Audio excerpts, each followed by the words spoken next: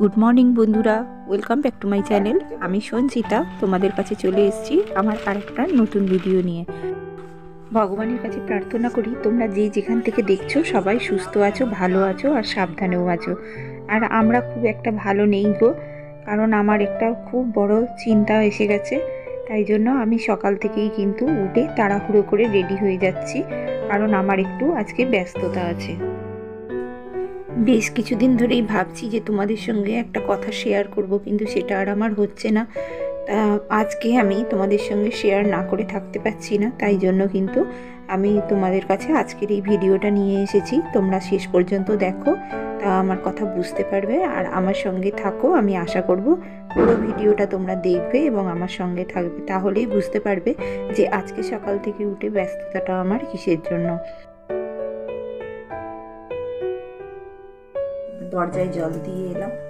নয়, আজকে আমি অনেকটাই ভোরবেলা উঠেছি, আর ভোরবেলা উঠে প্রচণ্ড ঠান্ডা। এই খুবই ব্যস্ত, কারণ মায়ের হঠাৎ করে শরীরটা খারাপ করেছে। মায়ের চোখ অপারেশন করার টেস্ট করাতে গিয়ে কার্ডিও ডিপার্টমেন্টে দেখাতে, তোমাদের আমি তো শেয়ার করেছিলাম যে আমার মায়ের হার্টের প্রবলেম আছে, ওষুধ খান।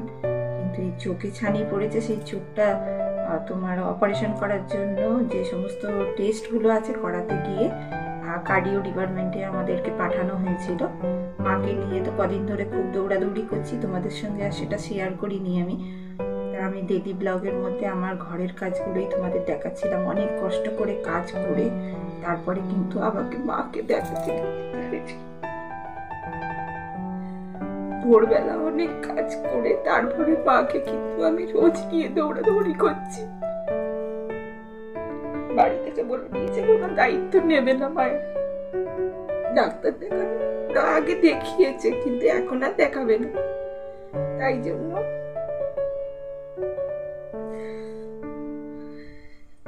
আমার ছোট বোনটা পারে না। ছোট বোনটা তো একটা ছোট বাচ্চা আছে, সে পারে না। সেই জন্য আমি নিয়ে দৌড়াদৌড়ি করছি মাকে। আজকে ভর্তির জন্য বলেছে, আজকে নিয়ে যাও পিজি হসপিটালে দেখাচ্ছি। বলেছে যে পেসমেকার বসাতে হবে। হঠাৎ হঠাৎ করে মা অজ্ঞান হয়ে যায়। মা এখন হাঁটাচলা করছে, কিন্তু যে কোনো সময় যা তা হতে পারে, ডাক্তার বলে দিয়েছে।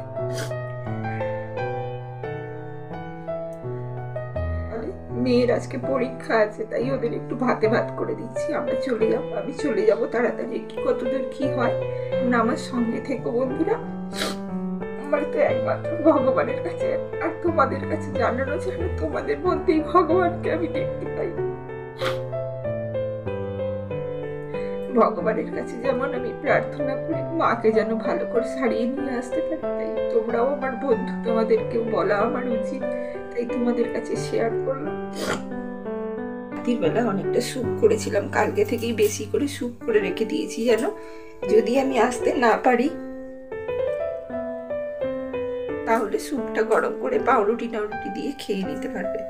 ওর বাবা পাউরুটি এনে রেখে দিয়েছে, যদি সেরকম হয় তাহলে আমি বলেছি তোমরা স্যুপটাকে গরম করে আর পাউরুটিটা দিয়ে খেয়ে নিও। বলেছে ঠিক আছে, আমার ফ্রিজে রাখা আছে। এখন যাই দেখি কি করি, কতটা ভর্তি হতে পারে। ওদের একটুখানি ফ্যান ভাত আমি ওই ভাতে ভাত বসিয়ে দিয়েছি, প্রেশার কুকারে সিটি দিয়ে যাব, কারণ মেয়েটা পরীক্ষা দিতে যাবে, 10টার থেকে পরীক্ষা ওর। ওকে যদি আমি ভাত না করে দিয়ে যাই ও কি খাবে বলো। আর 1 মাসের কাছাকাছি হলো দৌড়াদৌড়ি করছি মাকে নিয়ে, আমি কিন্তু কাউকে বুঝতে দিইনি এখনো পর্যন্ত। এখন টেস্ট ফেস্ট করাতে দিচ্ছে, সেগুলো করাচ্ছি, দেখি কি হয়, মাকে সারিয়ে আনতে পারি কিনা। আগের দিন থেকে জল তুলে রেখে দিয়েছিলাম, বাসনগুলো মেজে আর ওদের খাবারটা করে দিয়েই কিন্তু আমি স্নানটা করে নিয়েছিলাম, কারণ সারা দিনের মতো যাচ্ছি। এখন তো আমি বুঝতে পারছি না যে ভর্তি নেবে কি নেবে না। তা অনেকগুলো টেস্ট করতে দিয়েছে, দেখা যাক, সেইগুলোর উপরে নির্ভর করবে ভর্তি করাটা। তা আমি সকালবেলা স্নান করেই বেরিয়ে গেছিলাম, আর সকালবেলা এত ঠান্ডা লাগছিল গো কি বলবো, তবুও আমাকে স্নান করতে হয়েছিল, কারণ সারা দিনের ব্যাপার, কি হবে তো কিছুই বুঝতে পারছিলাম না। তাই জন্য এবার ভোরবেলার বাস তো, আর একদম ফাঁকা রাস্তা। দেখো ভিক্টোরিয়া মেমোরিয়ালের সামনে দিয়ে যাচ্ছি, আর তোমরা যারা জানো পিজি কত দূরে।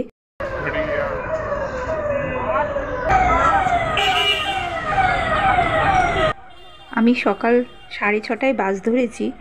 আর যখন হসপিটালের গেট দিয়ে আমি ঢুকছি তখন কিন্তু আমি ঢুকতে পারছি না, জানো তো, এত ভিড়। তখন দেখে মনে হচ্ছে যে এই পৃথিবীতে কত অসুস্থ মানুষ আছে, তাদের নিজেদের নিজেদের সমস্যা নিয়ে এসেছে।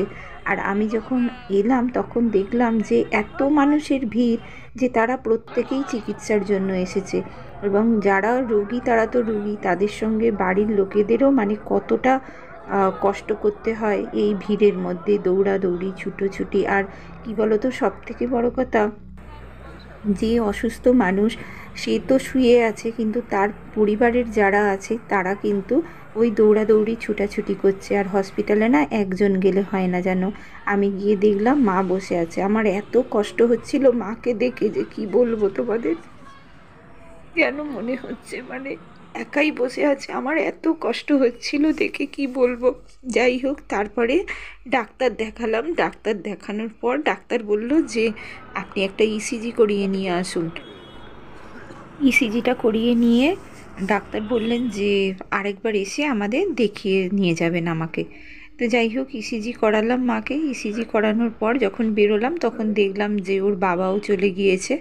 তারপরে ওইটা প্রেসক্রিপশানটা আমাদের আবার জেরক্স করে আনতে বললো। আর ডাক্তার দুটো টেস্ট লিখে দিলেন, একটা সিটি করোনারি এনজিওগ্রাফি আর একটা হচ্ছে 24 আওয়ার্সের হল্টার মনিটাইজেশন। তা আমি ডক্টরকে জিজ্ঞাসা করলাম, ডক্টর বললেন যে সিটি করোনারি এনজিওগ্রাফিটা আপনার হসপিটাল থেকেই হয়ে যাবে, কিন্তু 24 আওয়ার্সের হল্টার মনিটাইজেশনটা ওটা আপনাকে বাইরে থেকে টেস্ট করাতে হবে। তা আমি সঙ্গে সঙ্গে প্রেসক্রিপশানটা নিয়ে কিন্তু চলে গেলাম সিটি স্ক্যানের ওইখানে। এবং ওখানে যে সমস্ত মানে নিয়মগুলো আছে সেগুলো তো আমাকে কমপ্লিট করতে হবে। ওখানে গেলাম, গিয়ে ওখানে প্রেসক্রিপশান জমা দিলাম। আর ওখানে জিজ্ঞাসা করলাম, যেহেতু মা সেই সকালবেলা একদম ভোরবেলা বোন দুটো পরোটা আর একটু তরকারি করে দিয়েছিল, খেয়ে গিয়েছিল, মায়ের খিদেও পেয়েছে।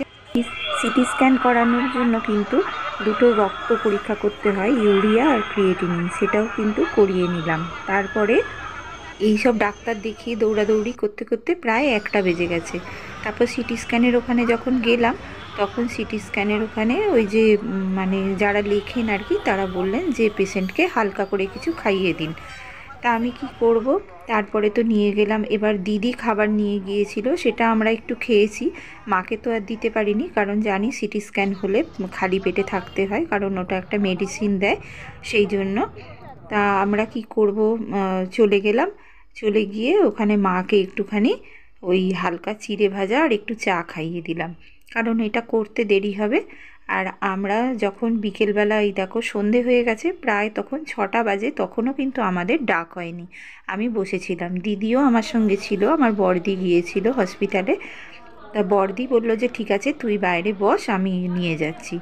তা এত দেরি হচ্ছে দেখে, দিদি অনেক দূরে থাকে, দিদি তো বাড়িতে যাবে, তারপর দিদির বাড়িতে একটা অসুস্থ মানুষ আছে, তাকেও দিদিকে দেখতে হয়, সে সম্পূর্ণই দিদির ওপর নির্ভরশীল। তা যাই হোক, তাকে রেখে এসেছিল বলে দিদিকে আমি প্রায় 7টা 7:30 বাজে, সে ততদূর দিদি ছিল ততক্ষণ, তারপর আমি দিদিকে ছেড়ে দিলাম। সিটি স্ক্যান করানোর জন্য চ্যানেলের ভেতর দিয়ে একটা ইঞ্জেকশান দেওয়া হয়, জানো। তা সেইটা দেওয়ার পরেই মায়ের হার্টবিট বেড়ে গিয়েছিল, সেই কারণে মায়ের আর সিটি স্ক্যানটা হয়নি। দুটো ওষুধ দিয়েছিল, বললো চিবিয়ে খান, হার্টবিট কম হলে তারপরে আপনার টেস্ট করা হবে। এতক্ষণ বসিয়ে রেখেছিল, আমাদের কিন্তু একদমই ধৈর্য ধরছিল না যেন, আর পেশেন্টের কাছে আমাদের যেতেও দিচ্ছিল না। আর ওদেরই বা কী বলি বলো, এত সরু জায়গা, আর তার মধ্যে সমস্ত মানুষ যাতায়াত করছে, তার উপর যত ট্রলিতে করে এমার্জেন্সি পেশেন্ট আসছে, তাই জন্য বাড়ির লোকেদের কিন্তু একদমই ওখানটায় দাঁড়াতে দিচ্ছিল না। আর আমরা তো একদম, আমি তো অধৈর্য হয়ে যাচ্ছিলাম, কারণ আমার সকাল থেকে কিচ্ছু খাওয়া নেই। সেই সকালবেলা একটুখানি খেয়েছি, আর তারপরে সারা দিনটা খাওয়া নেই। আর তারপরে দাঁড়িয়ে দাঁড়িয়ে এদিক ওদিক দৌড়াদৌড়ি করতে করতে আমার এত শরীর খারাপ করছিল যে তোমাদের কি বলবো, যেন মনে হচ্ছিল আমাকে কেউ ঠেলে দিলে আমি পড়ে যাবো, এইরকম মনে হচ্ছে। আর পা দুটো না এত যন্ত্রণা হচ্ছিল, আমি আর দাঁড়াতে পারছিলাম না। আর মায়েরও যেহেতু সকাল থেকে কিচ্ছু খাওয়া নেই বলো, সেই ভোরবেলা দুটো পরোটা আর একটু তরকারি খেয়ে গেছে, আর সারাদিন কিচ্ছু নেই পেটে, একটুখানি চা খেয়েছে মাঝখানে। তা সেই আর কোথায় যায় বলো। তাও অনেক কষ্ট করে তারপরে মায়ের ডাক হলো 9টার সময়। তা ডাকও ঠিক হয়নি, মা গিয়ে রিকোয়েস্ট করলো ভিতরে যে ডক্টররা ছিলেন সিটি স্ক্যান করছিলেন তাদের গিয়ে মা রিকোয়েস্ট করলেন, করতে মাকে করে দিল, জানো তো। তা যাই হোক, এটাও ভগবানেরই কৃপা, ঠাকুর মায়ের কৃপা, তাই জন্যেই তাড়াতাড়ি হলো। তা আমরা যখন হসপিটাল থেকে বেরোলাম তখন রাস্তা পুরো ফাঁকা হয়ে গেছে, একটাও মানে জনপ্রাণী নেই রাস্তায়, আর সারা হসপিটালে 3টে গেট বন্ধ হয়ে গেছে। আমি তো মা তো ভীষণ ভয় পাচ্ছে, আমি বলছি কোনো অসুবিধা নেই, আমাদের সঙ্গে ঠাকুর আছে, ভগবান আছে, আর কেউ না থাকুক ভগবান তো আছে সঙ্গে, সব সময় যাকে ডাকি সেই হাত ধরে আমাদের নিয়ে যাবে বাড়ি পর্যন্ত। যাই হোক, মাকে নিয়ে এবার আমি আর কোনো কিছুই এদিক ওদিক দেখলাম না, জানো। হসপিটাল থেকে বেরিয়ে আমি সোজা ট্যাক্সি ধরলাম, ধরে মাকে নিয়ে চলে এলাম। ডক্টর বললেন যে এই টেস্টগুলো করানোর পর তারপরে উনি ডিসিশান নেবেন যে হসপিটালে ভর্তি হবেন কি হবেন না, কারণ পেশেন্ট এখনও তো স্টেবল আছে। মা হঠাৎ হঠাৎ অজ্ঞান হয়ে যায়, কিন্তু এখনও মা হাঁটাচলা করতে পারছে। তাই জন্য ডক্টর বললেন আমি আগে ভালো করে সমস্ত টেস্ট করে নিই, করে টোরে নিয়ে তারপরে কিন্তু আমি ডিসিশান নেব যে ওনাকে ভর্তি করতে হবে কি হবে না। তো যাই হোক, বললো সাবধানে রাখবেন, ভারী কাজ করাবেন না, নিচু হয়ে যেন কোনো কাজ না করে, আর চেঁচামেচি যেন না হয়। এবার আমরা তো রাত্রিবেলা এসে গেলাম, সবাই তো ঘুমিয়ে পড়েছে। আমরা যখন বাড়িতে এলাম তখন প্রায় 10:30। রাত্রিবেলা যখন আসছি তখন তো কিছুই খোলা নেই দোকানপাট, মাকেও কিছু খাওয়াতে পারিনি। তো যাই হোক, বাড়ির সবার সঙ্গে মায়েরও কিন্তু গরম ঘি ভাত, আলু ভাতে আর ডিম সেদ্ধ সারাদিন পর জুটেছিল। তা মা খেয়ে শান্তি পেল, তারপরেই চলে গেলাম বিছানায়।